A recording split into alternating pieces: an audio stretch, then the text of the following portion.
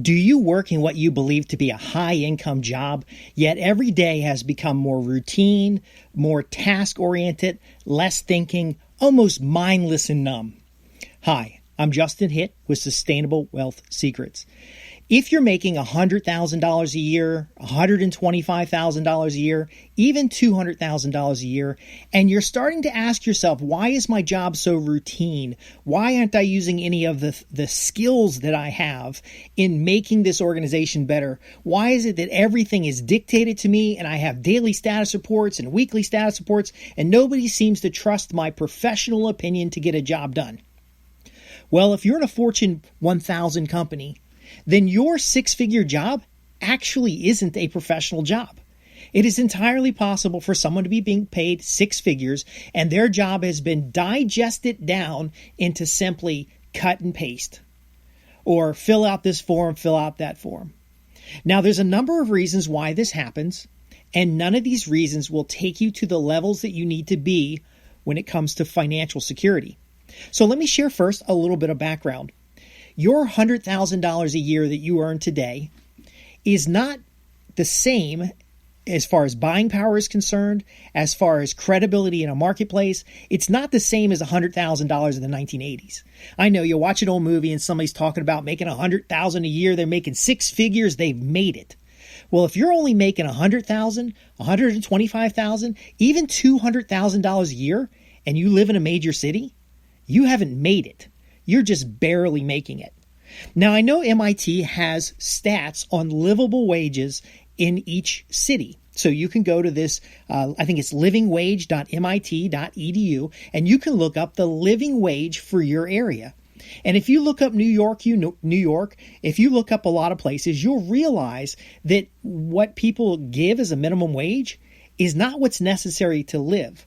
So if you're comparing your income against average earnings or against, hey, at least I don't earn minimum wage, and you think $100,000 is something, you're actually in a very dangerous situation because even 5 years ago, you've lost 50% of your buying power. Let me explain. So 1980s, average income, $55,000 a year, $45,000 a year, even $30,000 a year. And I know you're saying, thank the Lord, I'm not making that little bit of money.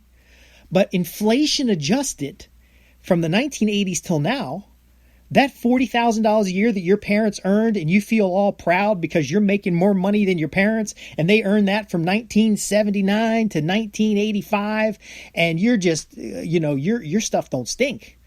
Well, you're missing out on the fact that is, as far as buying power is concerned, that $40,000 a year in the 1980s is that $100,000 salary today. Now, you couldn't comfortably live on $40,000 a year in a major city in the 1980s. It just wasn't going to happen. Just the same today is it's very difficult to live on $100,000 or even $200,000 a year in a major city today. Now, where are the big, high-paying jobs? Well, they tend to be in a major city, and that's the consumer mindset. But what we care about here at Sustainable Wealth Secrets is not how much you're getting paid.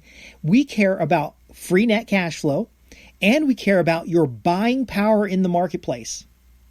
So it is possible for you to earn $100,000 a year and then receive $100,000 in addition as far as benefits are concerned. Family leave, vacation time. You could have bonuses or 401ks because, I tell you, your base salary is different than total compensation. Yet if you're relying on a confidence that a six-figure income is going to satisfy your long-term savings objectives, and you haven't considered local inflation or expenses, the cost of living in your locality, and you haven't considered general inflation in the country as a whole, and you haven't considered your own personal situation, free net cash flow, buying power. Whoopi Goldberg recently on The View, and I don't watch The View, this was a clip I saw, but Whoopi Goldberg was countering the argument they had that they should tax the rich. And she made a very, very important point that you don't know the situation of that individual. So I might be saying $100,000 a year isn't enough to live in a major city, and you are saying, yes, I know you're right, but $200,000 isn't either. I need to be at $300,000, $400,000 in order to make my lifestyle work. I would argue with you that we need to know better numbers than that, but if that's where you're starting, that's okay. How do we go from 100,000 to 200,000? Now, we have to understand that businesses themselves are seeking to constantly simplify jobs and activities so that they can get the same work done at a lower rate. So you may have noticed in a professional position that you write a lot of procedurals lately. You write a lot of guides and checklists.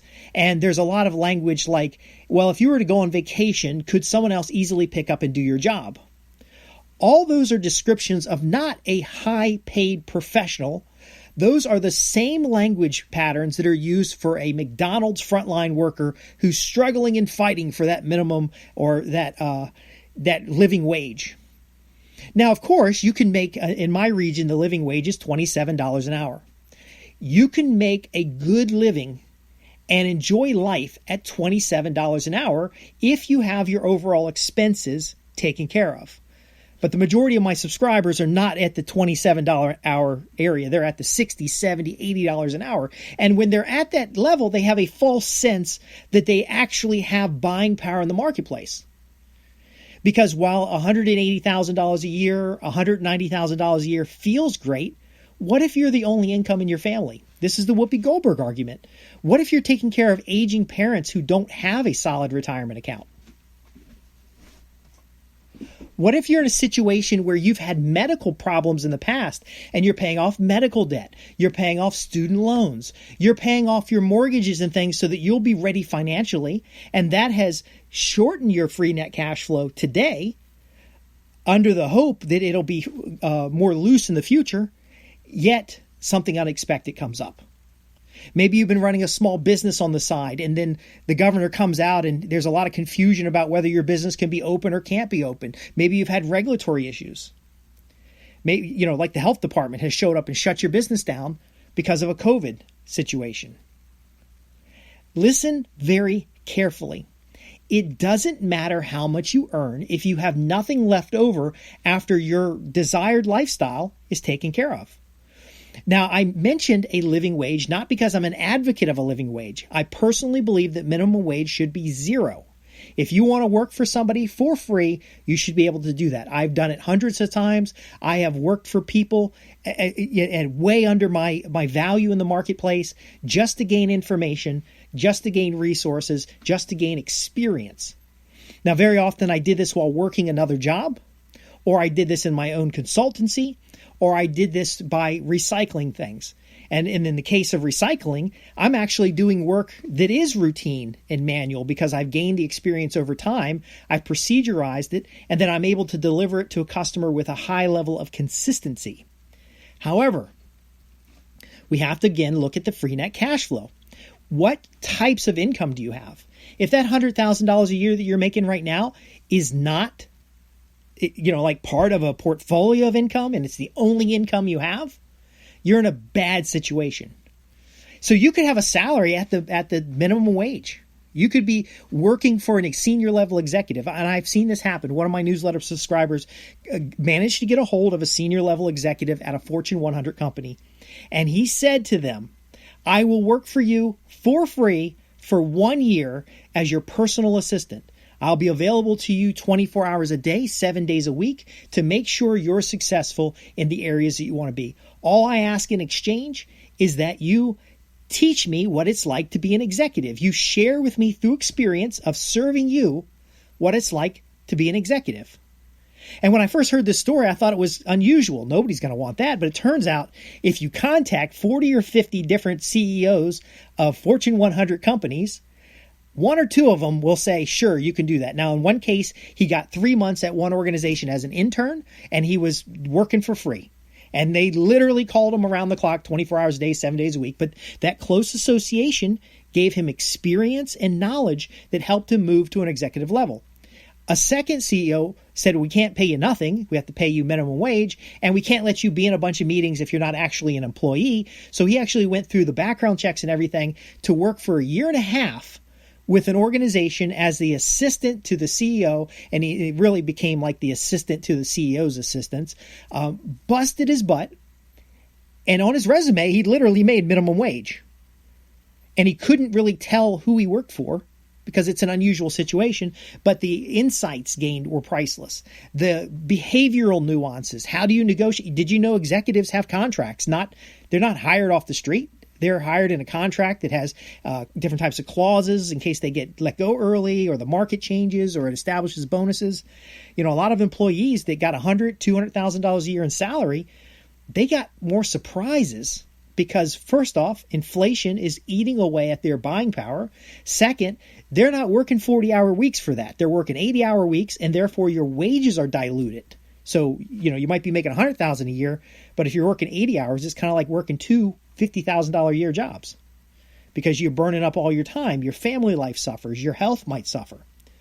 So what I'm arguing here is we don't worry about the minimum wage. We don't worry about the living wage, and we don't even worry about the maximum wage. We need to know what your numbers are for you so that you have enough free net cash flow that covers your current situation as well as your future situation, that you have enough coverage when it comes to insurance, enough coverage when it comes to emergency funds or savings, that you are establishing multiple streams of income. Because if you have, just listen carefully to this, if you're working 80 hours a week for $100,000 a year, it is effectively two $50,000 a year jobs. But if you lose that job, you have zero income. So you might be better off taking a $50,000 a year job and then taking another $50,000 a year job. You'd still be working the 80 hours a week, except if you lost one income, you still got the other. That's why a lot of my clients will transition to consulting, or they'll have consulting arrangements with their company or past employers, because ultimately, one is none, two is one. You need to have the backup. Because what we often do too is we have a high income, but we're not thinking about the year that was shut down due to COVID. We're not thinking about personal, when I was 22, I had a stroke. I had a TIA stroke, and I was out of commission for a couple weeks. I was in therapy a couple hours a week, actually multiple times a week in the beginning, and then a couple hours a week as maintenance. I had issues after a heart condition. Where I was unable to work for about a week. Those are unexpected things that you have to plan for in your current income stream and your current free net cash flow in order to survive. And so as Whoopi said, you don't know the situation of the individual. So higher taxes could hurt somebody who's helping many people. The increase of minimum wage increases the cost for everyone, which then drives forward inflation. General inflation could mean that you're working at a job now for less money, less buying power than you had when you were originally hired. And I know this can sound like a concept that is difficult or that it is too complex to work out, but I can show you on a single page of paper how to outline your income streams, your obligations, and your free net cash flow. Now, of course, you're going to do it better in an accounting package or when you're preparing your taxes or throughout the year as how you allocate your incomes. But ultimately, you can get a picture on a single page. Why haven't you started? Do you really know what your buying power is? Would you net more money if only one spouse worked? Are you in a situation where you could take on 2 or 3 opportunities because you're young and you could bank that money away so that instead of having just salary income, you could have residual income in the form of royalties from real estate, for example, or dividends from investments, or there's a plethora of other means. The key takeaway of my discussion today is that the minimum doesn't matter, the maximum doesn't matter, and it doesn't matter what someone else earns, and it doesn't matter what you earned in the past. If what you're earning today isn't enough to satisfy your current and future needs, then let's do something about it. Let's reevaluate where you should be in the marketplace.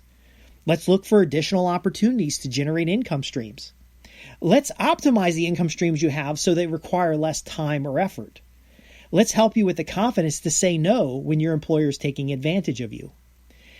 Today, a $100,000 a year job is pretty much what an electrician makes, a plumber makes. It's an average wage. And it's an average wage for somebody who's not even in the middle class. Not because it's a lot of money. It's just because inflation over the years has caused it not to have the same buying power. And so if you're recognizing that your job is starting to become very routine and they're talking about outsourcing parts of your job, or they're asking you to heavily document your job so that someone else could do the job in case you weren't here, understand that's code that your job has lost the professional capacity that it has had in the past. It's not like a CPA, a lawyer, or someone who has a variety of work. If your work has become routine, they don't need to pay as much money for it anymore. And that's why your wages haven't kept up with inflation. That's why, when new people start the position, they very often make a little bit more, but not a lot more than you do. And ultimately, schools are starting to teach that information so that it literally does become routine. There's so many processes. And by the way, just a little background, there are so many processes that at one time were considered so complex that you needed somebody on site to do the work that I've helped clients optimize and send overseas.